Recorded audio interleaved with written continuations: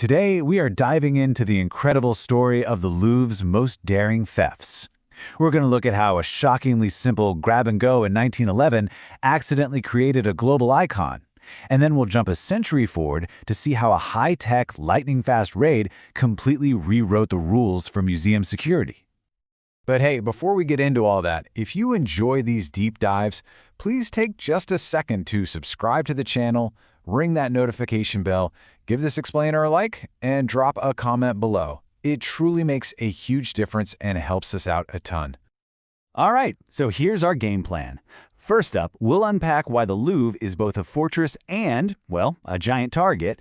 Then we're diving into the legendary 1911 Mona Lisa heist. After that, we'll leap into the future to look at a sleek, high-tech jewel heist. And to wrap it all up, we'll put them side by side and see just how much the art of theft has changed. Okay, let's get right into it. Section 1. Fortress and Target.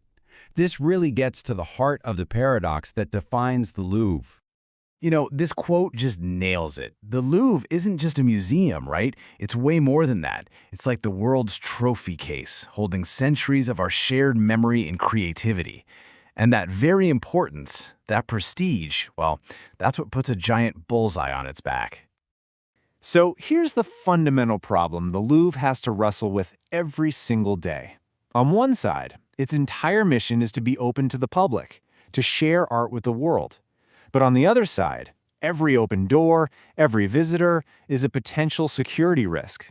It's a constant, tricky balancing act between being a welcoming cultural center and an impenetrable vault. So let's see how that vulnerability was exploited in a way that changed art history forever. We're heading back in time to the 1911 Mona Lisa heist, the crime that, ironically, is the very reason the painting became the most famous piece of art on the planet. And the man at the center of this whole story? Vincenzo Peruggia. Now here's the thing. He wasn't some criminal mastermind. He was an Italian handyman who had actually worked at the Louvre. He honestly believed he was on a patriotic quest to return the Mona Lisa to its rightful home, Italy. So it wasn't about money. It was this strange cocktail of nationalism and maybe a little personal pride. So, how did he pull it off? This is the best part. It was just so unbelievably simple. Forget everything you've seen in heist movies. No lasers, no hacking, nothing. Peruggia literally just hid in a broom closet overnight. He knew the museum's layout and the guard schedules. The next morning, he just walked up to the painting, took it off the wall, stuck it under his work coat, and strolled right out the front door. It was a crime built on nothing more than pure audacity. For 2 whole years, the Mona Lisa was just gone, vanished. The theft became this massive global news story. But something really fascinating happened. People started flocking to the Louvre just to stare at the empty space on the wall where she used to be. Her absence turned her into this powerful symbol of lost cultural heritage. So when she was finally recovered, she wasn't just a painting anymore. She was a celebrity, a survivor. The theft didn't just make her famous, it gave her a story. And that story made her an icon. All right, now let's hit the fast forward button. We're jumping more than a century into the future for Section 3, the 2025 jewel heist. And trust me, this is a completely different world of crime. Compared to Peruggia's simple plan, the modern heist is all about meticulous, obsessive preparation. We're talking about a whole team conducting months of surveillance, both physically and digitally. They're hacking into security networks to find blind spots, using disguises to map out staff patterns. And their target was chosen very carefully, the French crown jewels. Why? Insanely valuable, but also small and easy to transport. This wasn't a crime of passion. It was a cold, calculated, professional operation. And you can see the result of all that planning right here. Sheer speed. I mean, look at this timeline.